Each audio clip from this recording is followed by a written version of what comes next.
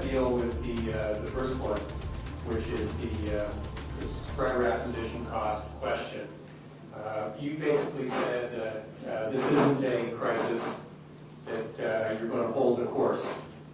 What if you're wrong about the situation in the marketplace, and your analysis of this not being a crisis is in fact inaccurate?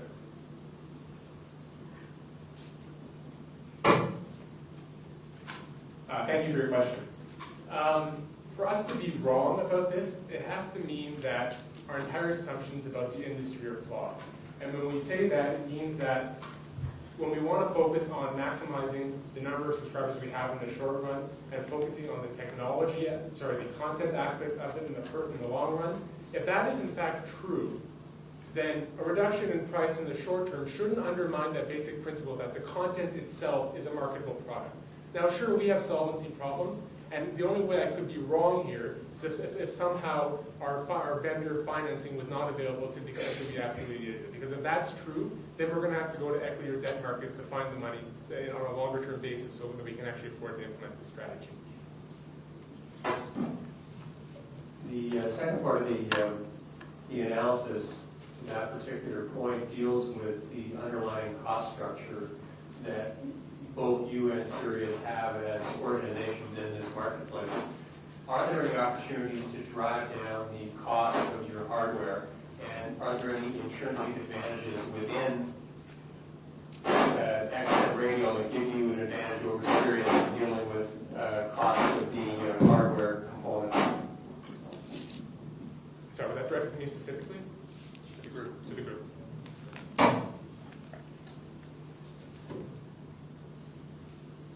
So we know from the case that currently Sirius has a 20% cost advantage on these products over XM Canada. And we can drive that. They have a simpler product offering with limited capabilities and worse technology. We can put those arms together to drive the conclusion that they are enjoying currently lower costs of manufacturing this. Now, in terms of exploiting lowering costs to the end consumer and using that to gain market share, we have discussed two kinds of competition here, right? The pie, increasing your slice of a constant pie, or increasing the size of the pie. We agree that lowering the prices to the end consumer is eventually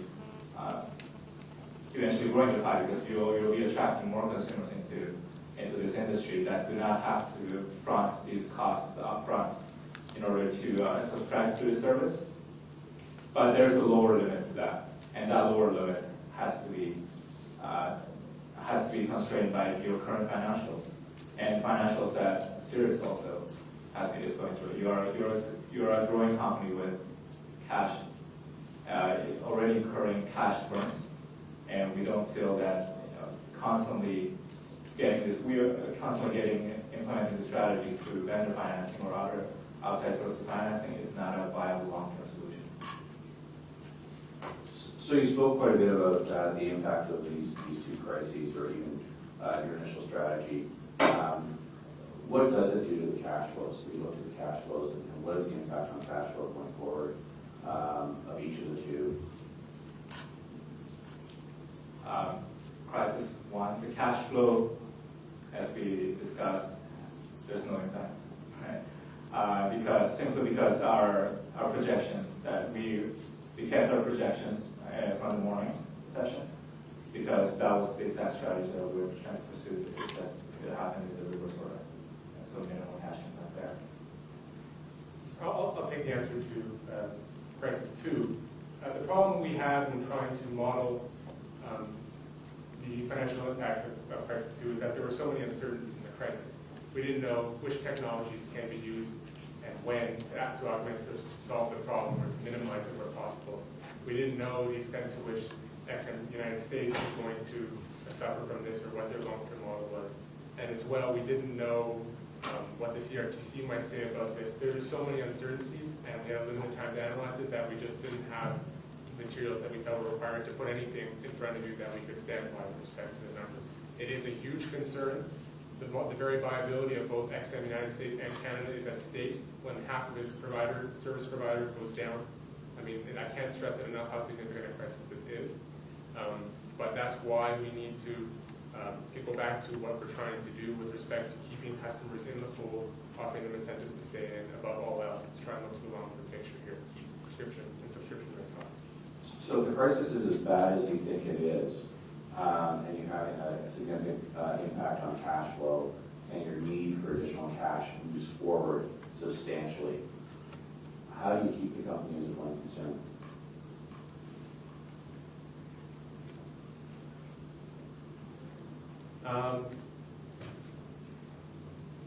It's tricky because we have limited capacity to go to the markets for debt and equity. Our equity price is depressed right now, and as well, we're already paying very high yield debt on our existing outstanding issues. And as well, half of our satellite going down isn't exactly going to warrant the market to financing on our behalf. So what are we going to do as a long-term basis? I mean, it is a significant crisis. Ideally, a technological solution would come through in the short term, but assuming that's even not the case, it just becomes a question of how many subscribers are affected, what incentives we have to offer to keep them in the fold. And again, as I said, we will pretty much offer everything we can to keep them in the fold, because keeping them in the fold on a 40 or 50-year basis, no matter what the cost is now, assuming we can defer it, is one we're willing to make. If I can add to that question, we have to keep in mind that this is a huge crisis as of today, but we have to keep in mind the time frame of the duration of the strategy. It's only a few months until the next launch, and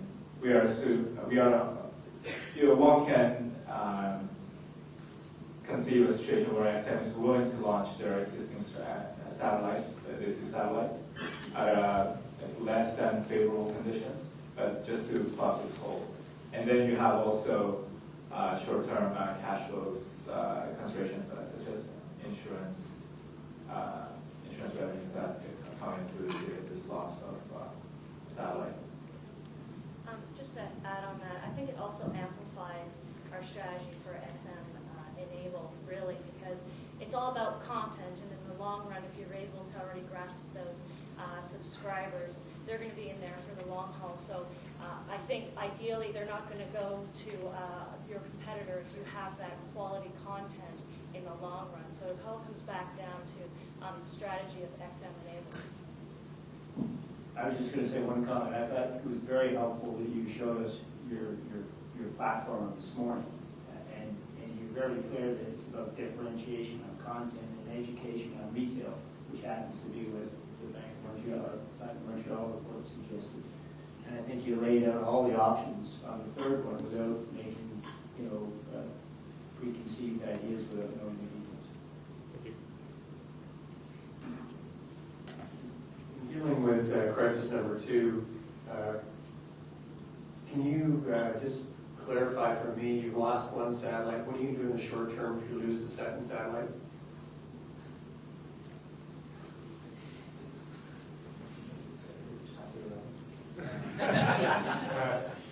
Thank you for the question. It's actually an interesting question because, as we just said, at the end of the day, we perceive XM Canada's product to be content, right? It's not the technology that's involved. It's the content. It's the exclusive deals. It's people who want a Mandarin channel, who want a Spanish channel, who want a cooking channel, or the sports ticker, or whatever it is. It's the content that drives the business. So what you're describing is a catastrophic equipment failure. And yes, it'd be foolish for me to sit here and say I can tell you exactly what's going to happen when that occurs, because I can't. But what I can say is that the content proposition will remain, and if for some reason the financial stability of our company goes down, then I know with that confidence that there will be a replacement coming up just in its place, or Sirius, being very lucky that its satellites both didn't simultaneously go down and ours did, would be the lucky beneficiary. On this proposition that this company is all about content, why is it a satellite radio company then? Why aren't you just a provider of content and supplying that content through terrestrial channels, through the internet, through any other delivery context? Why do you need the satellites at all if you're just a content company? They're very expensive. Well, question. I'll take a stab at this one. So I think to answer this, one of the insights we got is when we were doing a competitive analysis is there are other mediums out there. Some of the ones we looked at was wireless, so like through your cell phone, through the internet, and of course there's MP3s as well. But what we're providing here is live content. So this cannot, so MP3s won't work. So what are other mediums that can come through? It could be internet, or it could be wireless, for instance.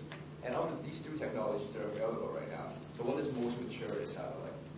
Both internet and wireless is not mature enough such that it can be delivered in a high quality basis in a mobile manner. And that's why we keep pushing on. We've got to grow subscriber base quickly in the short run. Because it's really who can grow fastest to get the subscriber base, to get that critical mass. Just as you can get all the OEMs, all the Sonys, all the Samsungs of the world, to build devices and to build cell phones that are XM enabled instead of internet radio or wireless radio enabled. And I think that's why. Right, just to add on that, it's pretty hard to offer a premium product if it's transmitted to people on an inferior channel, right? I think an analogy is offering really, really high glossy photos in a magazine that's made on cardboard. Like it's just, they're inconsistent. You need that high quality medium to get the night. It's consistent with the idea of high quality programming, and as well as we just said, there are technology issues with respect to limiting who can access it and what channels, when, and for what price.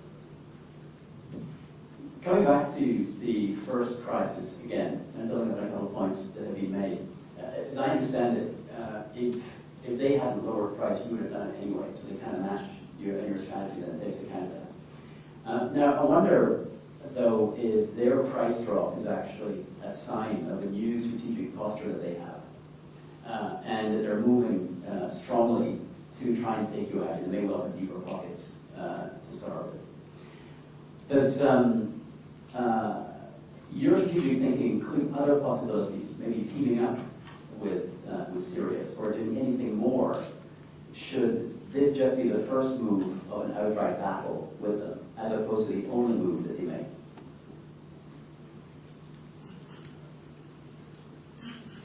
Well, that during our initial analysis, competitive dynamics analysis, we went quite in detail into that aspect of the strategy.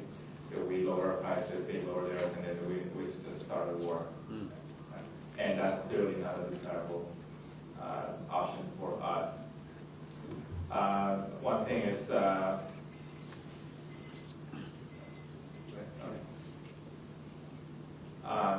that's clearly a better option than the commission option, right? So we can't go up to them and say, let's exclude on prices here, right? That's illegal, not enforceable, etc. We are signaling to them. It's clearly not in our interest. But when we're lowering prices instead of going through the commission route, it's clearly not in your interest or in our interest to fight against each other to benefit someone else. In this case, the retail channel, and also by lowering our costs, we are benefiting the consumer, which is increasing market size. But let's engage into that war and then drive us into a point where we are no longer making any money. We're burning cash like mad, and we are running out of financing options. Clearly not a desirable option, and we believe that the Sirius also